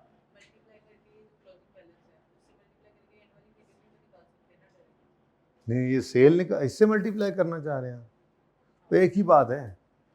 मैंने किसी वजह से ये लिखवाया है, कल को असल में वो देखते हैं कल क्या करेगा, आज तो ये है ना, कल को वो असल में इसको एक्चुअल पे रखेगा, फिर देखना पड़ेगा, ठीक है। फिलहाल छोड़ें इस बात को, ठीक है, फिलहाल तो छोड़ दें, अभी तो चलें ना। अच्छा जी, लें भाई, अब एक्चुअल की तरफ चलते हैं। तो एक्चुअल सेल्स बहुत मुश्किल फिगर है, वो बड़ी मुश्किल से कहीं मिल जाए तो बताना। पहली लाइन में ये जहाँ पे एक्चुअल कहानी शुरू हुई है, तो उन्होंने कहा है जी अब पागलों की तरह 30 को डिवाइड करें पहले 11,000 से, फिर उसको 30 से मतलब 11,000 से मल्टीप्लाई करें, तो फिर वहीं पे पहुंचना है। तो सीधा लिखो यार 30,000 एक्चुअल सेल्स गिवन है, एज इट इज उठाकर लिखो यार 30,000, ठीक है जी। ओके, नाउ उसके बाद अब मुझे क्या चाहिए जी? Actual variable cost of sale. अब यहां पर एक्चुअल कॉस्ट, अच्छा अब ये actual variable cost of sale कितने यूनिट्स की है? कितने यूनिट्स की है? 10,000? 10,000 नहीं, एक्चुअल प्रोडक्शन इज 12,000 यूनिट्स। तो एक्चुअल प्रोडक्शन है 12,000 और एक्चुअल सेल है 11,000। तो चलो यहां से क्लोजिंग स्टॉक वाला भी काम निपटाते जाएं, क्या ख्याल है? ओपनिंग फिनिश गुड्स तो कोई नहीं थी, एक्चुअल प्रोडक्शन कितनी की जी? 12,000, जबकि एक्चुअली सेल कितने की है? 11,000। तो 1,000 रुपया, सॉरी 1,000 यूनिट्स हमारे पास क्लोजिंग स्टॉक में पड़े एक्चुअल में। प्लान तो किया था 200, लेकिन पड़े कितने हैं? 1,000, ठीक है। चलो ये यूनिट्स भी निकल आए। और अब यहां पे मैं लिखना क्या चाह रहा था कि actual variable cost of sale कितने यूनिट्स की है? ऑफ 12,000 यूनिट्स जो प्रोड्यूस हुए। तो actual variable cost of sale of 12,000 units. ये इसलिए लिख दिया कि यहाँ पे हमने जब डायरेक्ट मटेरियल की कॉस्ट निकालनी है, तो मेरे पास जब पर यूनिट कॉस्ट आ जाएगी तो उसको मल्टीप्लाई किससे करूँगा मैं? 12,000 यूनिट्स के साथ। Direct labour 12,000, per unit cost निकालें तो ओवरहेड्स 12,000 यूनिट्स की प्रोडक्शन हुई है एक्चुअल, ठीक है। अब ज़रा हिम्मत मारो, डेटा आपके पास मौजूद है, इधर देखो। Material cost, raw material are valued using, raw material के लिए तो उसने स्टैंडर्ड यूज नहीं किया, बल्कि रॉ मटेरियल के लिए क्या कह रहा है? एक्चुअल। हाँ, एक्चुअल का मतलब एक्चुअल बताने का तरीका है कि ये भी होता है, तो उसने मटेरियल का अलग बता दिया। फिर उसने फिर अगली जो बात की थी वो फिर शायद सिर्फ फिनिश गुड्स की हुई है, क्योंकि रॉ मटेरियल तो अलग से जो बता रहे हैं, ठीक है। अब रॉ मटेरियल फाइफो यूज करते हुए वैल्यू करते हैं, तो इसका मतलब एक्चुअल पे रख रहे हैं। और अगर एक्चुअल पे रखेंगे तो आपने प्राइस वेरिएंस निकालते हुए ध्यान रखना है, क्वांटिटी परचेज की बजाय क्वांटिटी यूज लेना है। लेकिन फिलहाल वो मसला नहीं है, फिलहाल तो अगली मुसीबत पड़ी हुई है। कहता है 5700 kgs को हमने एक्चुअली यूज किया है, लेकिन यकम दिसंबर पे हमारे पास 3000 केजी पहले पड़ा था और 15 हम मजीद खरीद लाए हैं। ओले अब फर्स्ट इन फर्स्ट आउट का मतलब यह है कि अगर आपने 5750 केजीज इशू किया है तो पहले 3000 इशू किया होगा और फिर 15000 में से इशू किया होगा। ये इसलिए बोल रहा हूं कि मुझे जब कॉस्ट चाहिए, मटेरियल की एक्चुअल कॉस्ट चाहिए, तो वो कैसे निकलेगी जी? 3000 तो मैं कहता हूं सीधा ही ले लें वैसे तो, लेकिन चलो मैं आपको वर्किंग इसलिए कर दूंगा कि आगे तो यूज करना ही है हमने इसको। क्या जी? एक्चुअल रेट मटेरियल का दो टुकड़ों में ओपनिंग स्टॉक अगर एक्चुअल रेट निकालना है तो 5.7 को डिवाइड करोगे 3000 केजी से और इसका निकालना हो तो डिवाइड बाय 15000 केजी से। ये दोनों टुकड़ों का अलग अलग एक्चुअल रेट आएगा। ठीक है, वैसे तो चूंकि सारा 3000 केजी यूज हो गया तो मैं मटेरियल कॉस्ट में ये 5.7 मिलियन एज इट इज भी ले सकता था, लेकिन चलो रेट दोबारा तो अलग से निकालनी है तो मेरा दिल है कि इस तरह से, बल्कि आप कर रहे थे, सॉरी यार। अब एक्चुअल रेट निकालें और total direct material cost actual निकालें, जल्दी जल्दी जल्दी, आपके पास 30 सेकंड है जी, बाकियों के पास नहीं है।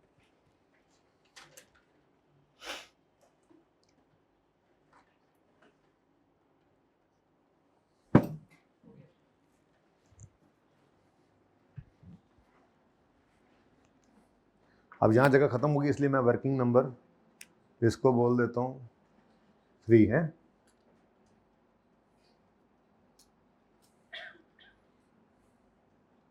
Actual rate of raw material, अब एक्चुअल रेट बल्कि यूं लिखता हूं मैं, अब ठीक है, actual rate of raw material from opening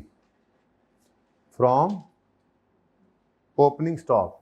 अब ओपनिंग स्टॉक कितने केजीज पड़ा है और टोटल 5 पॉइंट, तो यहां से मेरे पास पर केजी इसकी कितने का खरीदा होगा पता लग जाएगा ना, कितने, क्योंकि फर्स्ट इन फर्स्ट आउट है, एवरेज रेट पे नहीं पड़े हुए। ओपनिंग अपने रेट पे पड़ा है और परचेज अपने रेट पे पड़ी हुई है। फर्स्ट इन फर्स्ट आउट अलग अलग रेट के ऊपर होते हैं, इसलिए इनका अपना अपना परचेज प्राइस यहां से निकल सकता है। रुपीस बोलो 5.7 मिलियन डिवाइडेड बाय कितना? 3000 केजीज किया जब हमने तो जी रुपीस 1900 पर केजी आ गया। ठीक है, पर केजी। उसके बाद अभी भी एक्चुअल रॉ मटेरियल का रेट रहता है, actual rate of raw material, लेकिन वो कौन से वाला है? परचेज ड्यूरिंग करंट मंथ वाला। ठीक है जी, फ्रॉम परचेज वाला। अब ये टोटल कितना है जी? 26.25 डिवाइड बाय 15000, तो रुपीज 26.25 मिलियन डिवाइडेड बाय 15000। अच्छा, यही मुश्किल काम है, जब ये हो जाना तो स्टैंडर्ड रेट भी पड़े हैं, एक्चुअली पड़े हैं, फॉर्मूला में डालते जाना है, वो अगला पार्ट तो ऐसे ही बस 14 नंबर मुफ्त के हैं। लेकिन मसला क्या है, ऊपर वाले नंबर कम क्यों है? वो डेटा तो यही वाला यूज हो रहा है ना, तो यहाँ पर भी नंबर वही दे रहा है, तो इसलिए सारी मेहनत तो ये लग रही है आप। ठीक है जी, 15000 केजीज जी, सस्ता मिला है, पिछले साल महंगाई हो गई है। 1750 केजी। ठीक है जी, 1750 पर केजी। ठीक है, ओके। अब ये तो आ गया हमारे पास पर केजी रेट। ठीक है, अब यहां पे मामला क्या है, वो कह रहा है 5700 केजीज हमने यूज किया है। ठीक है, तो फिर मैं डायरेक्ट यूं लिख देता हूं, डायरेक्ट मटेरियल कॉस्ट में 3000 केजीज तो हमारा ओपनिंग वाला यूज हो गया, बोलो ऐसे ही है, into rupees 1900, okay, plus 5700 KGs है ना। ठीक है, तो 2700 केजीज यूज हो गए और रेट क्या आया जी? 1700। एक मिनट, वर्किंग का भी रेफरेंस दे सकता हूं मैं, थोड़ी सी गुंजाइश है। वर्किंग नंबर 3 चल रही, 3। ठीक है जी, प्लस 2700 केजीज यूज किए, रेट लगा है 1750, वर्किंग नंबर 3, तो 10 10425। अच्छा, मैं ये कह रहा था कि ये ऐसे लिखने की कोई ज़रूरत नहीं थी क्योंकि ये तो सारा ही यूज़ हो गया है। तो ये आप डायरेक्ट भी लिख सकते थे। यहाँ पे आप क्या लिखते जी, 5700 प्लस आगे यही लिखते तो आपका आंसर यही आना था। पर वो पर्चे में जैसे आपका दिमाग चल जाए आंसर पे पहुंच जाए। समझ आइए बात, क्योंकि ये तो सारा लग गया ना 3000 kg, तो वो डायरेक्टली कॉस्ट ही उठानी थी। ये मैंने इसलिए अलग अलग निकाले हैं रेट, क्योंकि आगे चल के अभी मैंने जब वेरिएंस निकालना है तो प्राइस वेरिएंस अगर 2 टुकड़ों में चीजें खरीदी तो 2 टुकड़ों में ही निकलेगा, एवरेज नहीं हो जाना। ठीक है ना, तो करते हैं इंशाल्लाह। तो मैंने कहा चलो रेट निकाल, समझ भी आ जाती है जरा अच्छे से। उसके बाद जी डायरेक्ट लेबर कॉस्ट एक्चुअल वाली चाहिए हमें। अब आगे चलते हैं जी। ये तो पॉइंट 1 तो गया हो, पॉइंट 1 में तो और कुछ नहीं बचा। वेरिएंस के लिए वैसे ही मैंने दोनों रेट्स अलग अलग निकाल ली।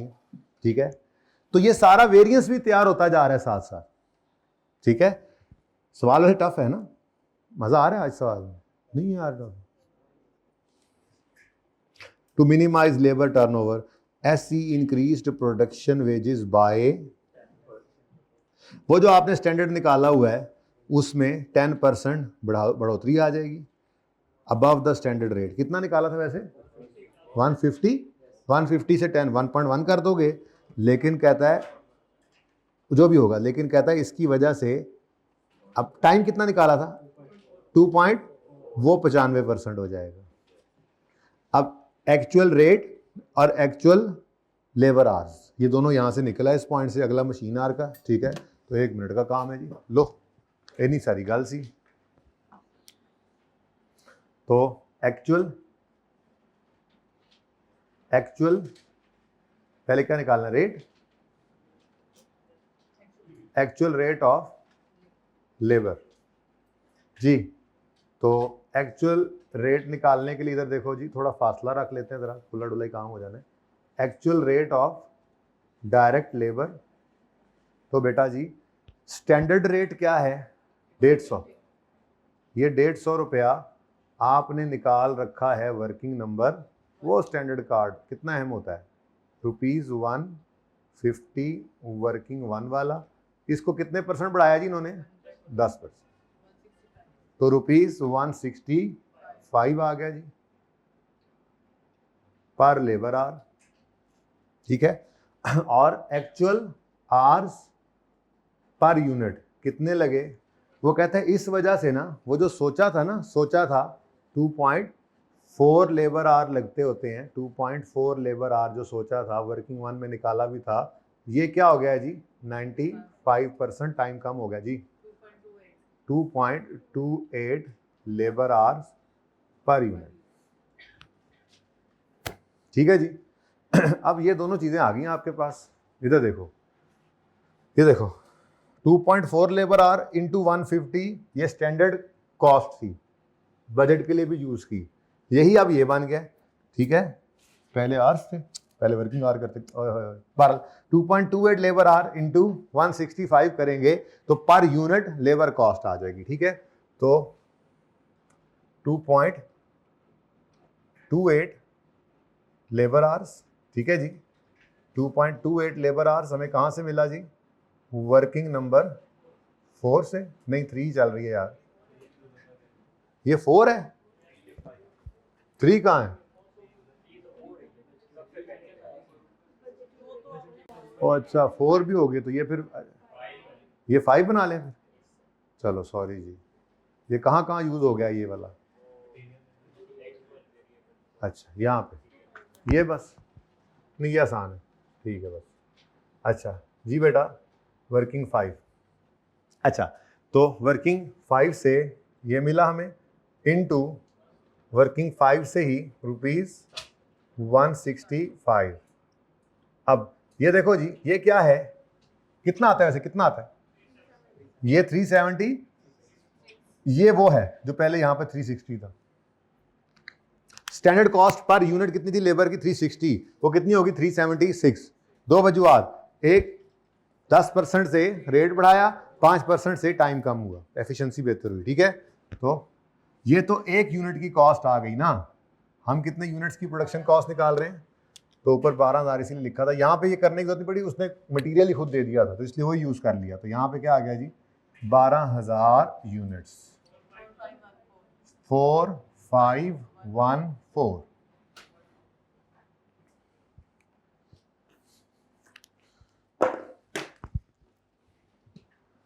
ठीक है जी।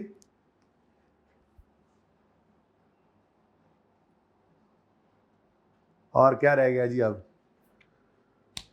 Variable overheads, actual variable overheads की कॉस्ट रहेगी तो 0.3 पढ़ना पड़ेगा। 0.3 में क्या कहता है जी, 2100 मशीन आवर्स वर वर्कड,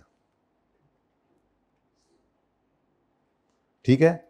और detail of overheads are as, depreciation जो है वो 1.6 है, फैक्ट्री बिल्डिंग रेंट 1.2 है, all other overheads are 4% in excess of budget. ये तो सारी कहानी शायद मुझे यूज़ करनी पड़ेगी।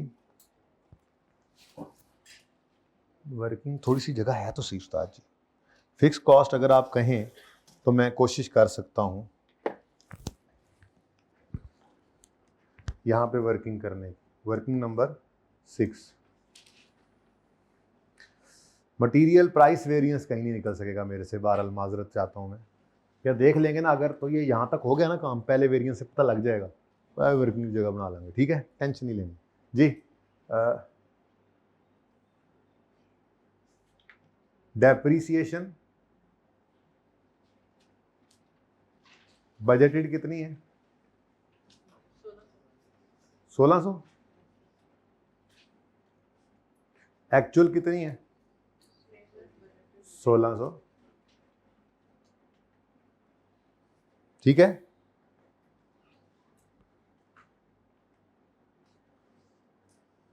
थोड़ा सा वर्किंग की जगह बना लेते हैं, बजटेड 1600, एक्चुअल 1600। अच्छा, उसके बाद रेंट उसने बताया जी, रेंट, अच्छा ये वर्किंग अलग अलग है, जरा मिक्स तो नहीं हो रही ज़्यादा, पता ही है आपको। अच्छा जी, रेंट कितना है, रेंट 1200 पूरा, और एक्चुअल भी, ठीक है। All other overheads are 4% excess of budget. इसका मतलब बाकी अदर्स कहां से मिलेंगे ये भी तो बताओ जी। जो 3800 आपने फिक्स्ड, टोटल फिक्स कॉस्ट लिखी थी बजटेड वाली, उसमें बाकी अदर्स ही तो फिर बचते हैं। जब उसने ब्रेकअप बता दिया तो कितना जी, 3600 था ना, 3800 टोटल थे ना जी। यही मसाइल हैं बस इस टॉपिक में। तो कितने थे जी अदर्स, 1000 अदर एफओएच थे, अदर फिक्स्ड एफओएच 1000 है। अब इनके बारे में वो क्या कह रहा है, बाकी सब सेम रहे एज बजट, और ये क्या है जी, ये बढ़ गए हैं कितने से, 4% से। तो हमने 1000 को 1.04 कर लिया जी, ठीक है, टोटल।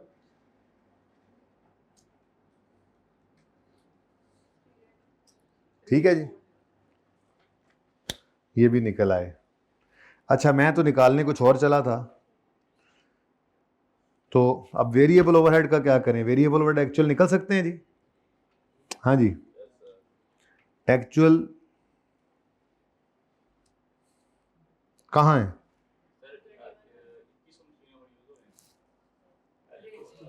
रेट का क्या करें, रेट का क्यों एक्स्ट्रा करें, ये all other overheads were 4% in excess of budget, यानी जो हमने रेट निकाला था, अल्लाह भला करे कितना, 2200 निकाला हुआ है हमने वर्किंग वन में, ठीक है। उसको क्या कर लें, 4% बढ़ा लें, ठीक है। तो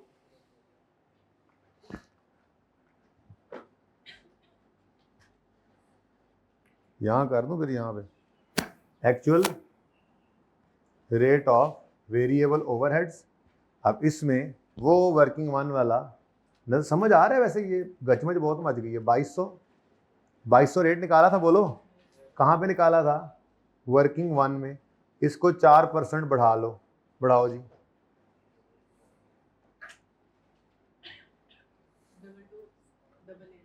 2288, ठीक है। ये 2288 रेट तो आ गया, एक्चुअल आर्स कितने लगे ये कहीं नहीं लिखा हुआ। 2100 तो टोटल लगे ना जी, बोलो। मेरे ख्याल में तो जब 2100 पड़े हैं एक्चुअल और एक्चुअल रेट भी निकल आया तो पागल ही होंगे कि हम पहले ही बार machine per unit actual machine आज निकालें, क्या ज़रूरत है। जैसे यहाँ पे आपने एक्चुअल क्वांटिटी यूज ले लिया तो यहाँ पे भी एक्चुअल आवर्स वर्कड ले लो ना। 2100 मशीन, पढ़ो दोबारा, पढ़ो जरा, पढ़ो 2100 machine hours were worked, 2100 machine hours were worked to produce 12,000 units, ऐसे ही है ना। तो फिर क्या जरूरत है जी, मैं ये करके भी तो टोटल कॉस्ट ही निकाली थी ना, ठीक है।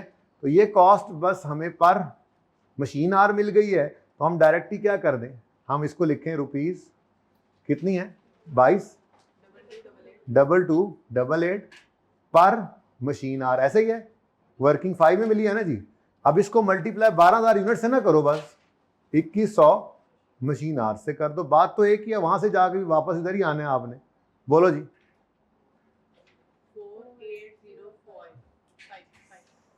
4805 कैसे लिखूं मैं, ठीक है।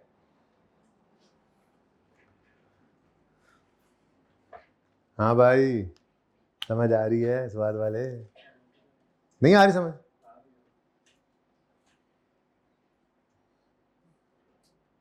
करदू वाले तुम्हें समझ आ रही?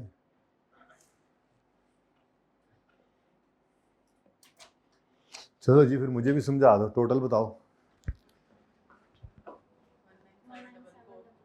744, ओपनिंग स्टॉक है 0, क्लोजिंग स्टॉक की कॉस्ट निकलेगी 19,744 डिवाइडेड बाय एक्चुअल प्रोडक्शन है 12,000, एक्चुअल क्लोजिंग स्टॉक है 1,000, वर्किंग नंबर पता नहीं, उसको वर्किंग नंबर ही लगाया यार, हद हो गई।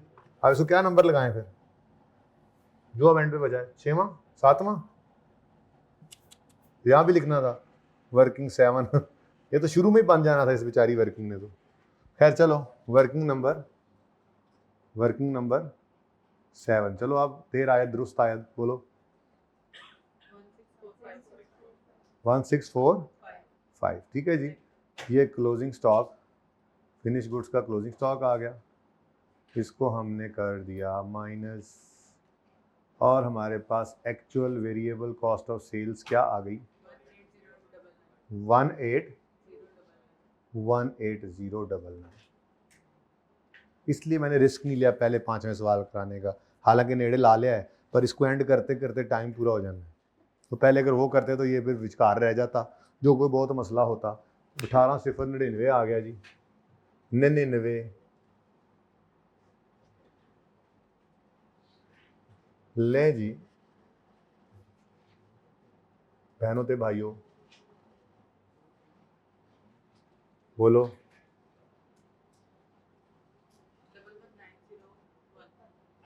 11901। अब एक्चुअल टोटल फिक्स कॉस्ट गलना गलना च निकल आई सी 38, ऊपर क्या हो गया, खुला डुल्ला ही काम हो गया जी। क्या था जी, 11901, और एक्चुअल फिक्स कॉस्ट बातों बातों में वर्किंग 6 में निकल आई थी, क्या है जी 3840, और एक्चुअल प्रॉफिट आ गया 8061।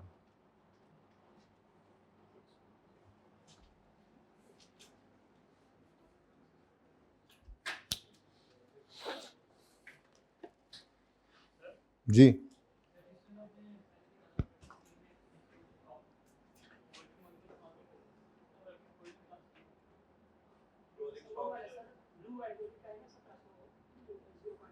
हाँ, अभी एक्चुअल कॉस्ट मेरे पास है नहीं, पर यूनिट निकाल लो तो ये भी निकल आएगा। एक्चुअल पर यूनिट निकालनी पड़ेगी अलग से, ये मटेरियल है, फिर ये मटेरियल है, फिर इनका पता नहीं एक्चुअल और आ रहा है, फिर ये नहीं, ये एक्चुअल कॉस्ट है ना भाई जी, एक्चुअल कॉस्ट है ना, एक्चुअल कॉस्ट पे लेते हैं ना। आप सही कह रहे हैं, ये काम हमें कल करना पड़ेगा, याद रहेगा। अब आखिरी जुमला जाके पढ़ें, क्या लिखता है जरा जाके देखें। Closing inventories may be valued at standard marginal cost. इधर वाला रेट तो नहीं उठाना, ऐसे नहीं निकालना, लेकिन ये मजबूरी है, पाबंद है कि हमने इसी तरह से 1 को भी मल्टीप्लाई किससे करना है, 1700 से, ठीक है। और ये एक नेमत है, ये भी बता दूं आज, क्योंकि ये जब नहीं होगा कल, जब हम क्लोजिंग स्टॉक को एक्चुअल पे नहीं लेंगे कल, तो फिर फिनिश गुड्स का भी एक वेरिएंस आएगा, नया वेरिएंस जन्म लेगा, ठीक है। तो उसकी तैयारी के लिए ये काम ऐसे। खैर हमने तो कहा जी यहाँ पर मजबूरी थी, यहाँ पर हमने ये करना ही नहीं, ऑप्शन नहीं है कि मैं कहूँ कि जी और लिख दूँ, नहीं, यहाँ पे और नहीं है, ठीक है। यहाँ पे तो बस मजबूरी थी, क्योंकि सवाल की आखिरी एडजस्टमेंट अगर हम जाके पढ़ें, यार एक मिनट, कल तस्वीर भी लानी है ना, ये कल जब हम सवाल करेंगे, इधर दोबारा लिखने दें मुझे, फिर साफ सा करके काटते हैं जी। क्या था जरा दोबारा बताएं। 19744, ठीक हो गया जी। Divided by 12 multiplied by 1।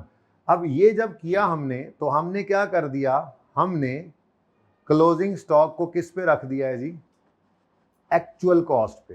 किस पे रख दिया जी, एक्चुअल कॉस्ट पे। क्लोजिंग स्टॉक किस पे रखा है जी। अब कल वाला सवाल जरा अभी से दिखा दूं। यहां पे वो कहता है हेक्सा वाले सवाल के अंदर, चुप है चुप है चुप है, कहीं पे उसने ये बात हमें नहीं बताई कि इसको स्टैंडर्ड पे रखना है। तो जब स्टैंडर्ड पे ना रखना हो तो FIFO या को बोला होता है, वो एक्चुअली होता है। तो आज ऐसा नहीं था, ये सहूलत है। ये जो फिनिश गुड्स की इन्वेंट्री के बारे में वो कह रहा है ना कि may be valued at standard marginal production cost, ये एक नेमत है, ठीक है। बहरहाल फिलहाल हम क्या कर रहे हैं जी, फिलहाल हम, नजर आ रहा है, अच्छा, फिलहाल हम ये नहीं कर सकते। उसकी वजह क्या है, हमारा आखिरी पॉइंट। अब आ जाओ, क्या करें जी, एक ही हल है, और वो क्या है, 1700 पकड़ो। कौन सा 1700, वही 1700, वही 1700। हालांकि प्रॉफिट स्टेटमेंट एक्चुअल बन रही है, लेकिन क्लोजिंग स्टॉक इसमें क्या कर रहे हैं, स्टैंडर्ड पे ले रहे हैं। तो ये तो वैसे नहीं करते होते, ये कब करेंगे, जब सवाल ऐसे बोलेगा। ये तो वैसे नहीं करते होते, वैसे एक्चुअल पे ही आता है जी। क्यों नहीं, स्टैंडर्ड पे रखना है, स्टैंडर्ड कॉस्ट यही है, ठीक है ना। इसका फिर वेरिएंस निकालेंगे इंशाल्लाह कल। चांद अभी फिलहाल कर लो जो सवाल ने एक्सप्रेस बोला हुआ है, ठीक है जी। तो 1700 इंटू 1, ठीक है। कौन सी वर्किंग जी, 7 वाला ये क्लोजिंग स्टॉक। इसको हमने वैल्यू किस पे कर रखा है, स्टैंडर्ड मार्जिनल कॉस्ट पे, एक्चुअल कॉस्ट पे नहीं कर सकते। ये शुक्र करो कि ऐसे है, नहीं होगा कल तो फिर देखेंगे क्या मसला आता है, ठीक है। लें जी बोलें अब, प्रॉफिट सही से बता दें अब। इसकी वजह से ना, इसकी वजह से फिनिश्ड गुड्स में एक वेरिएंस आ सकता है जो अब नहीं आएगा, क्योंकि ये भी स्टैंडर्ड, तो स्टैंडर्ड से कोई फर्क पड़ता नहीं ना, स्टैंडर्ड और एक्चुअल का वेरिएंस आता है। तो कल इंशाल्लाह ये भी वेरिएंस वजूद में आएगा, ओके सही है। इसलिए मैंने बोला कल इसको मैं लेकर आऊंगा कॉपी करके, मतलब तस्वीर में। और 7वां हम करेंगे इधर, सेम फॉर्मेट है सवाल का, ऐसे ही इसके अंदर 2 प्रॉफिट स्टेटमेंट बनेगी। ऐसे ही यहां पर मैं पहुंचूंगा, और फिर मैं यहाँ पे आपको कंपैरिजन में ये शीट दिखाऊंगा कि यहाँ पर एक्चुअल करना था, क्यों ना किया, सवाल ने पाबंद कर दिया था कि उसको स्टैंडर्ड पे रखते हैं। जब उसको स्टैंडर्ड पे रखा तो फिर एक फायदा हुआ था जो आज नहीं पता लगेगा, कल पता लगेगा जब ये मसला आएगा। तो जी बोलो, 1700 1700 जी, अच्छा सॉरी, 18044, बड़ी मेहरबानी जी। हाँ जी 180, सिर्फ 45 रुपए का फर्क, पता नहीं कितने का जी। 18044 जी, 11 और 8116, ठीक है जी। लास्ट पॉइंट के ऊपर नंबर है कोई, नंबर 5। ये क्या है जी, ये किस वजह से लिया हमने, ये एडजस्टमेंट 5 की वजह से, ठीक है जी। याद रहेगा, ओके, लिखा भी रहेगा, कटा भी रहेगा, कल भी सामने आ जाएगा। लें जी, अब ये हमारे पास बजटेड प्रॉफिट आ गया। एक्चुअल प्रॉफिट हमने निकाल लिया है, अब कुछ वेरिएंसेस निकाल के देखते हैं ये रेकनसाइल होते हैं या नहीं होते हैं। ठीक है, सही है। तो प्राइस का वेरिएंस, मटेरियल ये सेल से शुरू करते हैं। सेल का price variance, volume variance, material price, usage, labour rate, efficiency, overhead expense, efficiency, और फिक्स्ड एफओएच का एक्सपेंस और वॉल्यूम। जी हाँ, याद रखना है ये। वैसे 5वें सवाल में भी यही बात करनी थी जो स्किप कर गया, क्योंकि बात पहले कर रखी थी। मार्जिनल कॉस्टिंग सिस्टम यूज कर रहे होंगे तो फिक्स एफओएच का सिर्फ एक ही वेरिएंस निकलता है, सोते हुए जाग जाए आप, वो कौन सा है? एक्सपेंडिचर। ठीक है, वॉल्यूम में कोई वेरिएंस नहीं निकलता। शुरू करें जी काम, चलो लें जी। अब सवाल का सारा डेटा इधर पड़ा है, ठीक है, और फॉर्मूला आपके दिमाग में है, और आपने बजटेड से एक्चुअल पे जाना है बाय कैलकुलेटिंग वेरिएंसेस। तो शुरू कर दें जी। सबसे पहले कौन सा वेरिएंस? सेल का, कोई और कलर से कर लें, ब्लू से कर लेते हैं जी। सेल बाद में कल नजर ना आए फिर तस्वीर में, ये मसला भी आ जाएगा जी। ले जी, सेल प्राइस वेरिएंस, एसपीवी। ठीक है जी, सेल प्राइस वेरिएंस। इसमें क्या है जी? Standard rate minus actual rate into price, selling price per unit. Standard selling price, हाँ ये सेल है, पहले एक्चुअल रखेंगे। ठीक है, तो एक्चुअल सेलिंग प्राइस निकालनी पड़ेगी, मुझे लग रहा है एक्चुअल सेलिंग प्राइस मुझे निकालनी पड़ेगी, है थोड़ी सी जगह। वर्किंग नंबर कौन सा कर लें? बढ़ती जा रही है वर्किंग अब। हाँ 8 कर देता हूँ इसको, वर्किंग नंबर 8 जी। Actual selling price per unit जी। ये देखो भाई, एक रह गया था बदतमीज, वो भी निकालना पड़ गया। अब 30 मिलियन है डिवाइडेड बाय 11,000, तो ₹30 million divided by 11,000, answer is 2727 ₹2727 telephone. अच्छा जी, अब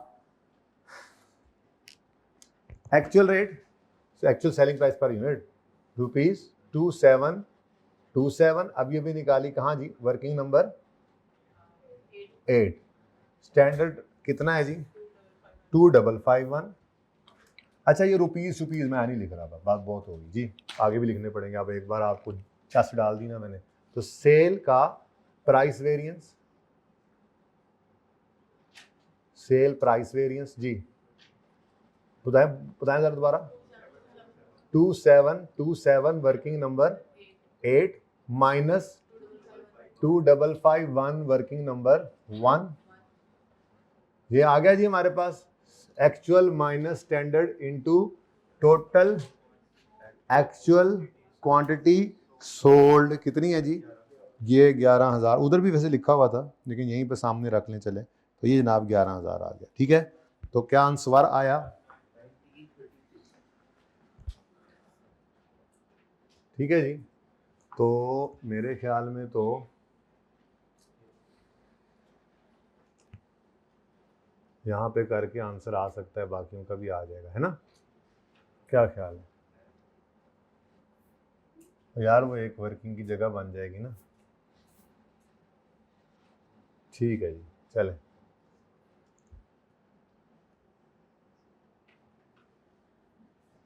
बताएं जी।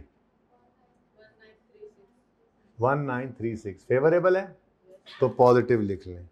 यहाँ तक काम हो गया अपना जी, इंशाल्लाह। उम्मीद बड़ी है, पता लगे अगला आवे थे इसको गिने 4540। थोड़ी सी जगह बन गई ना, ज़रा वर्किंग हो जाएगी यहाँ पे। वो एक बार अब सेल प्राइस वेरिएंस निकालना है। अच्छा जी, नेक्स्ट उसके बाद सेल का वॉल्यूम वेरिएंस जी। अब क्या है जी? वो था actual sale minus budgeted sale into actual sale कितनी है? 11,000। बजटेड सेल कितनी है? 9800। और स्टैंडर्ड रेट कितना है? वो स्टैंडर्ड कंट्रीब्यूशन कितना है? 851। लें जी, बोले जी। एक्चुअल सेल यूनिट्स 11,000 यूनिट्स सवाल में गिवन है, माइनस 9800 यूनिट्स सवाल में गिवन है जी। जी इनटू जी इनटू 851, ये क्या है स्टैंडर्ड कंट्रीब्यूशन पर यूनिट जी 1021। Favourable adverse? फेवरेबल, दोनों प्लस आ गए। ब्लू मार्कर यार और मंगवा दें, ब्लू वाला काम कर तो बैठे हैं। चल बिल्लू आ जा। नेक्स्ट, उसके बाद मटेरियल का प्राइस वेरिएंस। ठीक है जी, मटेरियल प्राइस वेरिएंस जो है वो दो टुकड़ों में निकलना है, कोई बात नहीं। मटेरियल प्राइस वेरिएंस, इसके लिए मैं वर्किंग नंबर 9 ओपन कर लेता हूँ, इसीलिए किस जगह बनाई है मैंने ये। ठीक है,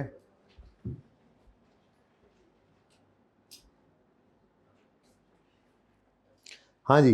मटेरियल प्राइस वेरिएंस कैसे निकलेगा, इधर देखें ना बेटा।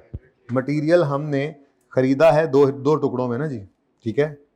तो material price variance from opening के लिए स्टैंडर्ड रेट कितना था 1800 था, 1700 था, कितना था 1800 था। और इसके लिए कितना है, नहीं 1900 था। अच्छा 1900 था, और इसके लिए कितना है ये एक्चुअल, ठीक है। तो स्टैंडर्ड दोनों के लिए कितना था 1800, और 1900 और 1750। अब ये दो टुकड़ों के अंदर है, तो दो टुकड़ों के अंदर ही इसको निकालना है मटेरियल प्राइस वेरिएंस को, ये ऐसे ही है। वर्किंग नंबर 9, ये देखें जी, मटेरियल प्राइस वेरिएंस। अच्छा, फ्रॉम ओपनिंग अभी तो देखो जी, स्टैंडर्ड रेट क्या है, स्टैंडर्ड रेट 1800, ठीक है जी, वर्किंग नंबर 1 वाला। और एक्चुअल रेट 1900, वर्किंग नंबर 5 वाला। समझ आ रही बात? Standard minus actual into. अब चूंकि रॉ मटेरियल का स्टॉक भी आ रहा है, और वो इसको कह रहे हैं रखो भी किस पर, फाइफो पर, यानी एक्चुअल पर। तो फिर आपने क्वांटिटी परचेज की बजाय सिर्फ क्या लेनी होगी, क्वांटिटी यूज्ड। तो 3000 केजीज और 2700 केजी, बस। तो ये फर्क है जी। तो यहाँ पे क्या आ गया जी 3000, बोलो जी, रुपीज इन 1000 तो उधर भी लिखा हुआ था, चलो खैर कितना जी 300। एडवर्स फेवरेबल, एडवर्स, ठीक है जी, ये एडवर्स आ गया हमारे पास। उसके बाद फ्रॉम करंट मंथ परचेज, अब इधर देखो जी 1800 तो स्टैंडर्ड था, और 1750 आ गया वर्किंग 5 वाला। और हाँ जी, एक्चुअल क्वांटिटी यूज्ड लेनी है हमने, क्योंकि तो ये छोटी छोटी बातें हैं, अब इन्हीं को देखना है, पक्का करना है, ठीक है जी। 135 का फेवरेबल, तो नेट क्या हो गया नेट, तो अब ये 165 एडवर्स, ये हमारा नेट में आंसर आ गया, ठीक है। तो इस तरह से दो टुकड़ों में, तो दो टुकड़ों में करके टोटल कर लेंगे, ठीक है। तो 165, अच्छा जी आप कर लें 165, 2750 नहीं है, I am sorry ji, 2700 answer सही होता है आपने, अच्छा आ गए आप लोग, ये भी सही है। ओके 165 आ गया एडवर्स, ठीक है। अच्छा यूजेज वेरिएंस तो वैसे ही है, मटेरियल का, मज़ा आए वेरिएंस ही पूरे में, मटेरियल का यूजेज वेरिएंस। अब यूजेज वेरिएंस जो है उसमें total standard quantity allowed for actual output याद है, तो 0.5 kg standard quantity into actual production कितनी है, ये 12000, ठीक है। तो स्टैंडर्ड फॉर एक्चुअल आ गया, और टोटल एक्चुअल क्वांटिटी यूज सवाल में बताई हुई है कितनी, 5700 kg, ठीक है जी। और उसके बाद रेट क्या है जी, स्टैंडर्ड 1800, वर्किंग 1 वाला जी 540, पॉजिटिव नेगेटिव, फेवरेबल आ गया।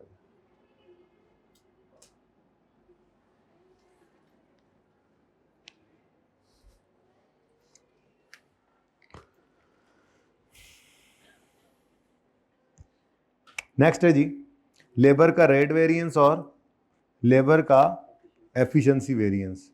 तो टोटल एक्चुअल आवर्स वर्कड शायद गिवन नहीं है ना। चलो पहले जरा लेबर का रेट वेरिएंस निकाल लें। लेबर रेट वेरिएंस जी, स्टैंडर्ड रेट क्या है 150 रुपीज़, एक्चुअल रेट क्या है यहाँ कहीं निकाला था 165, ठीक है जी।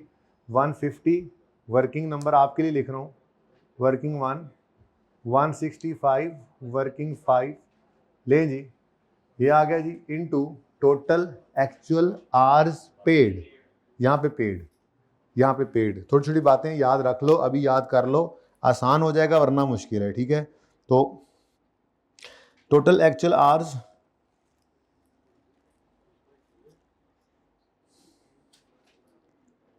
पेड और वर्क, क्योंकि आइडल टाइम नहीं है तो बराबर ही होने हैं। तो अब एक्चुअल प्रोडक्शन हुई है कितनी 12,000 यूनिट्स, और एक्चुअल आवर्स अभी अभी आपने निकाले थे पता नहीं 2.28। जब 2.28 एक यूनिट पर एक्चुअल लगे हैं और एक्चुअल में प्रोड्यूस हुए हैं 12,000 यूनिट्स, तो 2.28 इंटू 12,000 करें तो निकल आएगा। तो यही है बस, यहाँ पे करके वर्किंग बनानी पड़ेगी, यहाँ तो जगह बची कोई नहीं है। वर्किंग 10, वह वर्किंग बेमुहार चले जा रही है, माजरत मैं चाहता हूँ इससे, ठीक है जी। क्या है जी, क्या निकालना है हमने यहाँ पे, actual labour hours, worked and paid एक ही है, वर्कड एंड, चलो पहले पेड आप निकाल रहे थे, इसी को फिर वर्कड कर देंगे, ठीक है ना। पेड आप कैसे निकाले जी, आपने कहा जी एक्चुअल में, इधर कहीं इधर कहीं इधर कहीं इधर, एक्चुअल 2.28 लेबर आवर्स लगे हैं, वर्किंग 5 में देखें जाके, और एक्चुअल प्रोडक्शन हुई है कितनी 12,000 यूनिट्स। तो एक्चुअल में लेबर आवर्स कितने पे किए हमने 27360 लेबर आवर्स आ गए, ठीक है जी। तो 27360 लेबर आवर्स वर्किंग नंबर 10 से आए जी 410 एडवर्स।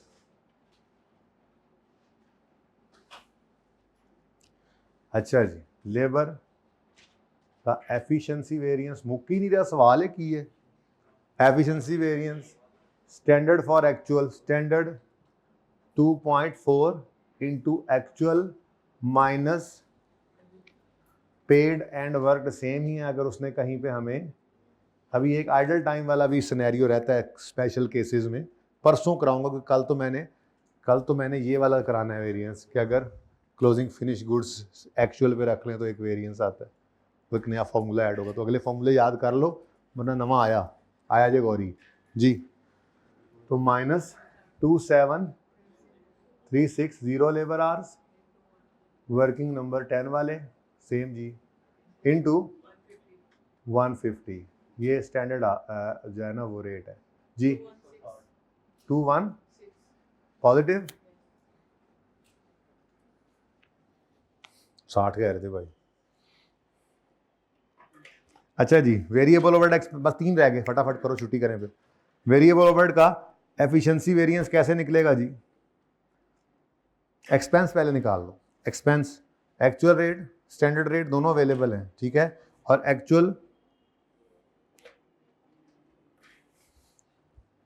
ले वेरिएबल ओवरहेड का एक्सपेंस वेरिएंस जी, क्या देखो भाई क्या फॉर्मूला है जी, स्टैंडर्ड रेट कितना है वो 2200, स्टैंडर्ड रेट 2200 कहाँ से आया वर्किंग 1 से, एक्चुअल रेट ये 2288 कहाँ से आया जी वर्किंग 5 से। तो standard rate minus actual rate into total actual hours worked, और वो कितने हैं 2100 मशीन आवर्स हैं, ये रेट भी मशीन आवर वाला था, बोलो 185 पॉजिटिव नेगेटिव एडवर्स, ओके। और उसके बाद वेरिएबल ओवरहेड का एफिशिएंसी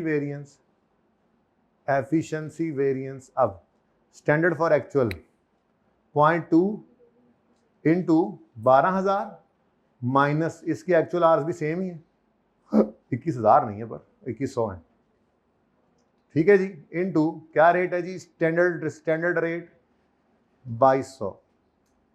हाँ जी, क्या हुआ, समझदानी बांध तो नहीं हो गई, सवाल बम हो गया यार, दो ये हैं वो बस वेरिएंस। 660 पॉजिटिव नेगेटिव,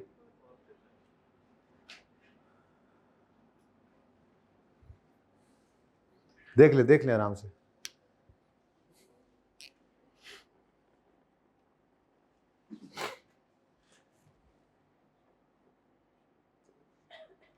अगला वेरिएंस तो पहले ही निकला हुआ है यार, ये देखो, ठीक है। तो फिक्स्ड ओवरहेड्स का, हाँ एक्सपेंस वेरिएंस तो आना है ना, मार्जिनल में फिक्स्ड एफओएच के एक्सपेंस तो आना है, वॉल्यूम नहीं आना। और एक्सपेंस क्या होता है, बजटेड टोटल फिक्स कॉस्ट 3800 सवाल में गिवन थी, एक्चुअल टोटल फिक्स कॉस्ट 3840, हमने वर्किंग 6 में निकाली थी जी, 40 का एडवर्स है मेरे ख्याल से तो, ठीक है जी। अब जरा धड़कते दिल के साथ कांपते क्या क्या क्या क्या था तुमने, टांगे नहीं दूसरा क्या, कांपे टांगते हुए आप जरा काइंडली निकालिए एक्चुअल प्रॉफिट जी, बैलेंसिंग फिगर जी 8113, बिल्कुल सही है जी, ये राउंडिंग का डिफरेंस है, तो मैं 8113 ही परिचय में लिखूंगा, 6 नहीं लिखूंगा, 6 नहीं लिखना, बेवकूफ़ नहीं बनाना एग्जामिनर को, ठीक है। अच्छा, कल भी ऐसे ही बैलेंस छोटा सा आगे पीछे होगा, लेकिन छोटा सा नहीं होगा, 30-35 हज़ार का फ़र्क होगा, तो वो कुछ और होगा फिर। ये कितना था जी, 8113, ये राउंडिंग का डिफरेंस है बच्चों, ये बिल्कुल ठीक हो गया अल्हम्दुलिल्लाह। आमिर भाई इसकी ना अच्छी तस्वीर लें, अच्छी तस्वीर लेकर इसको जो है वो कल मुझे वहाँ पहुँचाया जाए। आप सिर्फ 5वां ट्राई कर लेना, 5वां टाइम मिलने पर मैं करवाऊँगा, ठीक है जी। अल्लाह हाफिज़। ये सवाल दोबारा कर लीजिएगा ताकि कल 7वां सवाल हो तो अच्छे से दोनों का कंपैरिजन हो सके, ठीक है। 7वां ना करिएगा आप, मैं खुद कराऊँगा, ठीक है। अल्लाह हाफिज़।